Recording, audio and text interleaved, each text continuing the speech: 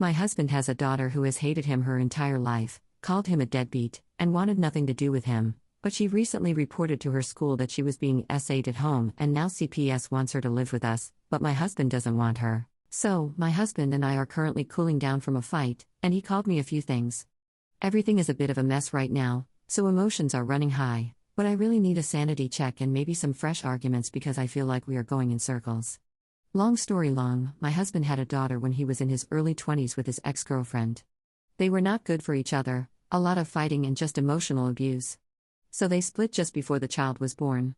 He has been very open about this in our relationship and how he regrets not taking more care to avoid getting her pregnant because they were young and immature and stupid. He never really got to build a relationship with his daughter. Her mother would just keep the kid from him and made it clear that she did not want him in their life. He has paid child support the whole way through, but it has been uphill for our entire relationship. When we met, my husband had matured greatly and was eventually ready to start a family. So I have seen a bit from the sidelines. When our first child was born, his ex went for more child support because if he can afford a new kid, he can afford to pay up. She is always super nasty in any conversation they might have. And she taught their daughter the same thing. He has tried to at least get a phone call for Christmas, and last year his daughter said some really awful things on that call, calling him a deadbeat and other awful things, telling him she hates him and never wants to get to know him. She is 13 now, so I know that her mother is still influencing her a lot, but she is also reaching an age where he can't just say that she doesn't know what she's saying or how hurtful it is. So my husband has basically given up trying. None of them want him to try, so he resigned to that. A few days ago, he got a call. The core of it is that his daughter told a teacher that she was being SA'd at home. CPS showed up, and her mother split, disappearing. They want her to come live with us. My husband wants to decline. He has no relationship with this child, she seems to hate his guts, we have younger children, and honestly, no experience dealing with a trauma like that. He believes she would be better off with a foster family who knows what they are dealing with. I told him that there is no way this kid got abused, abandoned, and then gets rejected by the only family she has. We are taking her in, and we will figure out the rest. That poor kid needs some stability, not getting tossed around in the system. Currently, we are not in agreement, and I know that he has the final say since I'm just his partner and not related to this girl. Am I being unreasonable in thinking this is a huge red flag and that he needs to step up to be a father for her too? /relevant comments. Commenter. What you are trying to do is admirable, but it will likely blow up your family. You cannot even imagine the damage that has been done to this child. The stress will be incredibly hard on your entire family, and your children don't deserve that any more than the daughter deserved what was done to her. There's another option, foster care placement with frequent visits. She can start therapy and have time to get to know you and your family. Your family can start therapy and learn ways to handle her and help her. It may work out, or it may not, but you'll have tried while balancing your children and giving your husband time to adjust. You're not abandoning her this way. Commenter 2. So, you're the jerk if you make the decision for your husband. He has zero relationship with this kid, and you want to bring a traumatized teenage stranger into your house where you have small children? You have to protect your family. Maybe start out by trying to get to know his daughter first before y'all just allow her to move in. Adds an edit to her post. Okay, this has been a bit overwhelming to come back to, but I'll try to clear up a few things. I'm aware I have no legal say in the matter, but my husband and I are a team and a family, so my opinion matters to him. Neither of us has experience with the foster system, so we are really just going off what we think we know.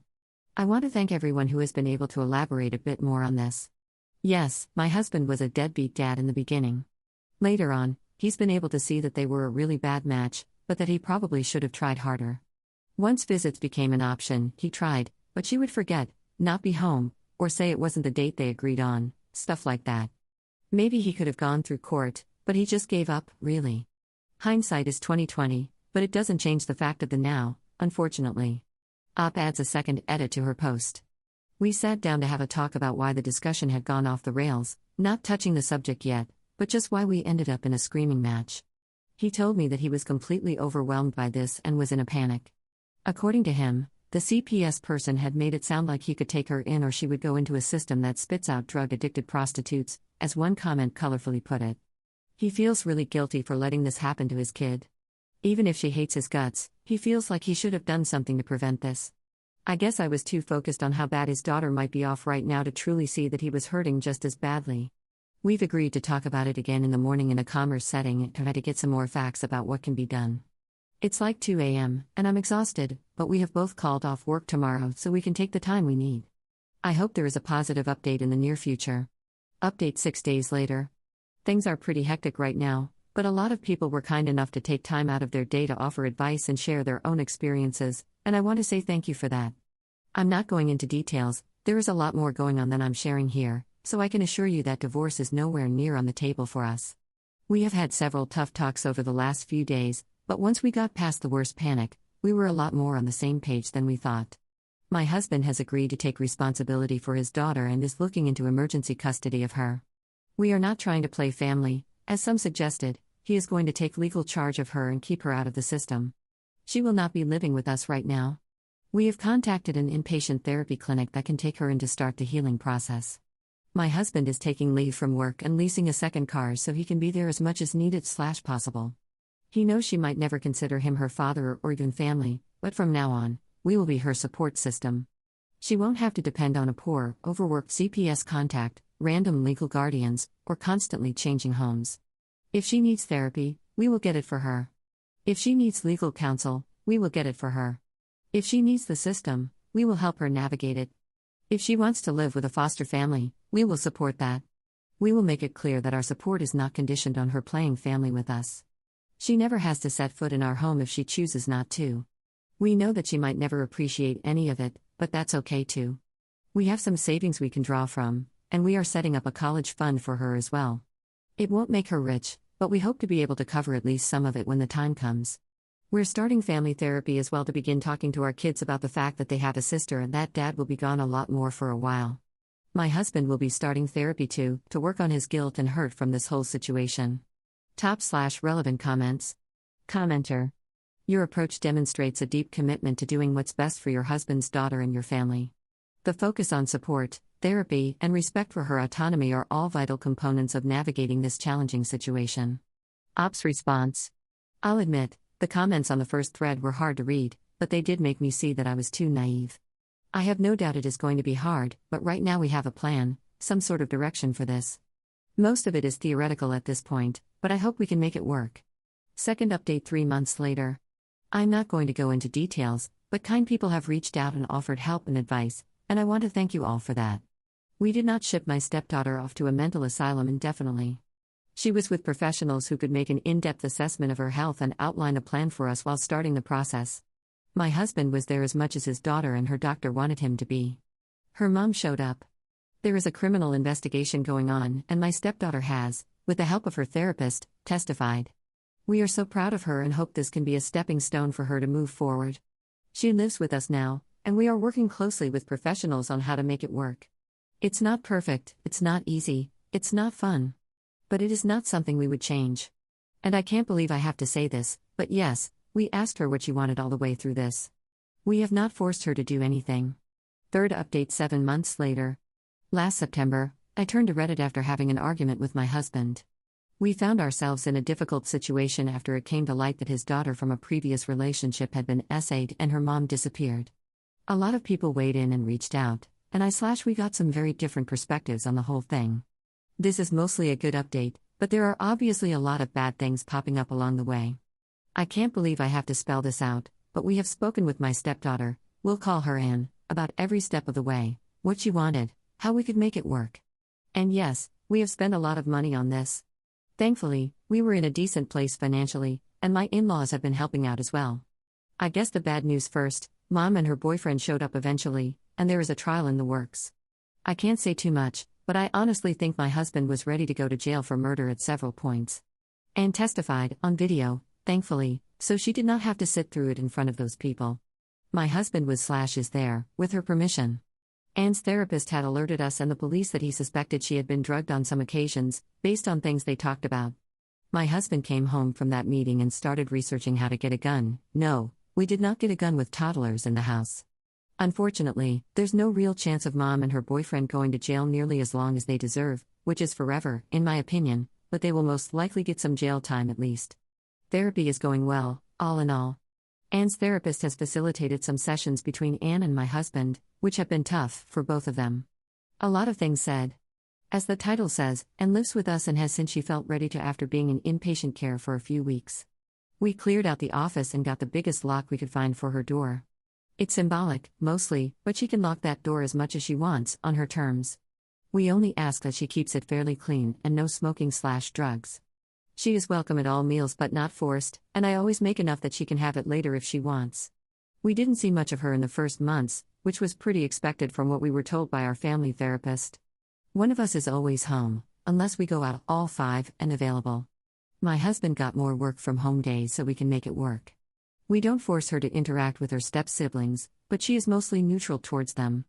We have implemented a no touching others without asking permission rule, and sometimes the kids slip up and forget in the heat of the moment, but she has taken it super cool so far. A few weeks back, our boy ran over to the TV while she was watching something and demanded I put on his favorite show. He's only seen it like 10,000 times.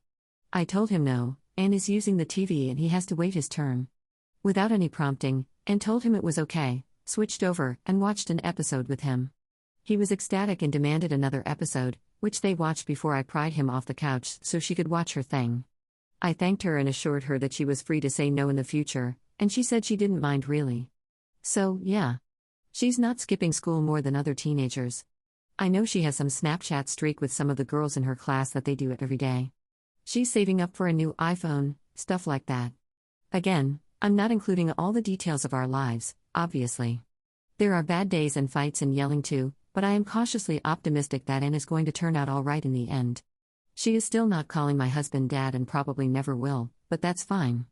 We just want her to be able to live her life the best she can. Top/relevant comments. Commenter. It's not easy for anyone in this situation, but it sounds like you're doing the right thing most days, and that's good, as it's better than most do. Hang in there and try to allow yourself and your husband some me time to recharge the emotional battery. Everyone needs it, and it isn't selfish. Ops response. I'll admit, I do miss our life from before we suddenly had a teenager and a criminal case on our hands. Just being in that system, even secondarily, is hell. But I do think she's a good kid at heart. She still tests us at times, especially when she's in contact with her mom. They are not meeting, obviously, but they have some phone time. Again, we are following the advice of professionals. My husband was not on board at first, and I get it, I really do. I wish that woman would sink into the earth and live out the rest of eternity in hell.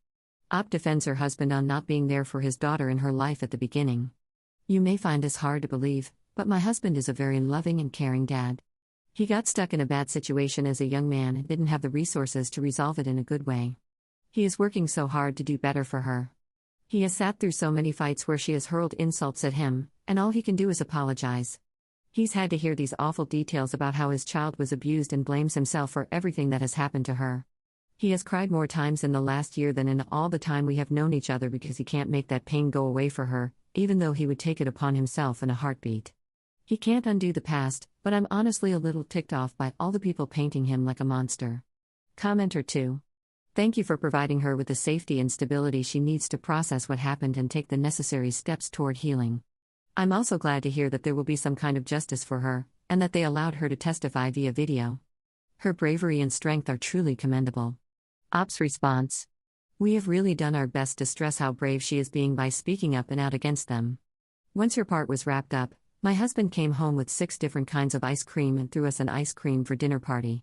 It was super silly but very sweet, and I think she got a little of that "oh my gosh, Dad, you are so embarrassing" teenage feeling for the first time. We ended up only eating maybe 1 box in total. I think the last bit is still sitting in the freezer. Op clarifies if her husband was married previously or not, and his visits with Anne earlier in her life. They never got married, just had a kid. He never visited much. In the beginning, like the first 3 months of his daughter's life, they were on and off, fighting, and just super unstable as a family. After he moved out/got kicked out, he didn't see her much because her mom insisted that their daughter was too young to be with him for more than 10 minutes at a time. If his parents, Anne's grandparents, were there, it usually went a little better, so in the end it often depended on them being able to be there as well. When she got a little older, he tried to push for seeing her, and he did threaten to take her to court a few times, but she would make excuses, say they could work it out like friends, make promises. He had dropped out of college to work to provide for them and had to go back to try to get his degree, so he was not in a position where he could spend thousands and thousands on legal assistance, and they both knew it. We were friends for some years before dating, and his ex would do this weird love bombing by proxy, saying that their daughter wanted to see him, missed him, asked about him, and they would set a date, and then something came up last minute, or she forgot a doctor's appointment or something like that. Then it would be impossible for him to get a hold of her or get a straight answer for months, and then it started over.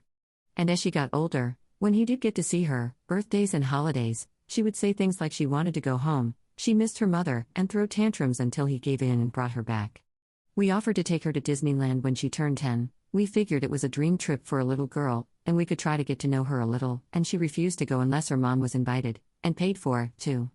And when she started saying things like she hated him and didn't want to see him, well, he gave up trying to force the issue.